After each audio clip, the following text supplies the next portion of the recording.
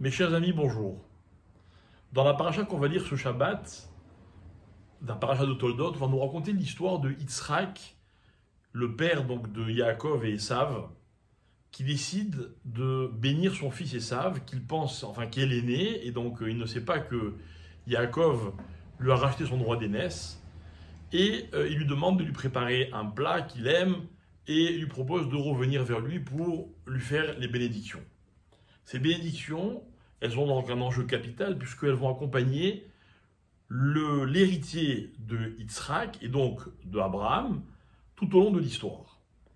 La mère, Rivka, qui connaît mieux ses deux enfants et qui sait qu'en fait les bénédictions, c'est Yaakov qui les mérite, appelle son fils, Yaakov, et lui dit « Écoute, va prendre les bénédictions à la place de ton frère Ésaü. » Yaakov est réticent, elle lui propose de se déguiser, etc. Elle lui dit, si jamais ton père se rend compte et qu'il te maudit au lieu de te bénir, je prendrai sur moi ta malédiction. Et c'est ce qui va se passer. Yaakov va donc se déguiser, il va faire croire à son père que c'est le fils à qui il a demandé de venir, et finalement, il va recevoir les bénédictions. Et nos maîtres posent une question très simple.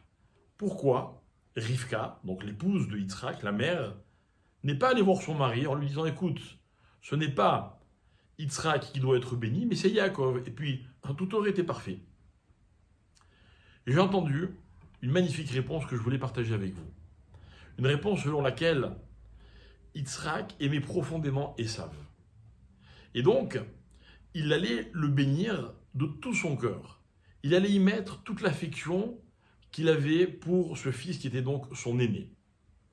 Si Rivka avait raconté à Yitzhak la vraie histoire, il aurait été peiné, il aurait sans doute béni Yaakov, mais il aurait peut-être béni avec moins de conviction et avec moins de kavana, de concentration, que comme il l'a fait en pensant que c'était Esav.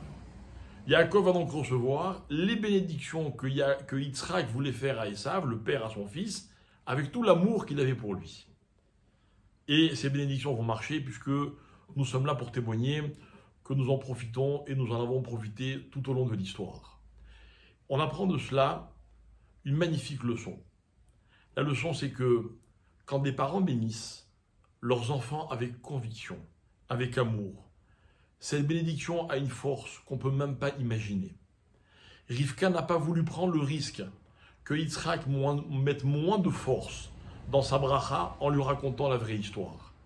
Et donc ce dont nous bénéficions, nous les Juifs, les enfants de Yaakov, c'est parce que Yitzhak a béni avec de toutes ses forces. Mes chers amis, deux choses. Je m'adresse d'abord aux parents. On se doit de bénir nos enfants.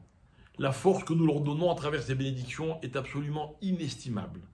Et je m'adresse aux enfants, grands et petits. On doit tout faire pour recevoir les bénédictions de nos parents. Elles ont une force, comme nous venons de le dire, qui est absolument incroyable. On a parlé cette semaine de la bénédiction. Je voulais finir cette semaine en beauté, dire à quel point la bénédiction peut avoir des effets magnifiques, et surtout quand il s'agit de celle de nos parents. Alors parents, bénissons nos enfants avec force, et enfants, faisons tout pour que nos parents aient envie de nous bénir. Il suffit juste de les respecter, de les honorer et de toujours leur montrer qu'ils sont importants pour nous, quel que soit leur âge, quel que soit leur état. Ils sont la source de toutes nos bénédictions. Je vous souhaite Shabbat Shalom, je vous souhaite Chodesh Tov Mevorach, un bon mois, puisque nous sommes Rosh Chodesh qui se lève, un mois aussi incroyable dont nous aurons l'occasion, si Dieu veut, de reparler. Shabbat Shalom.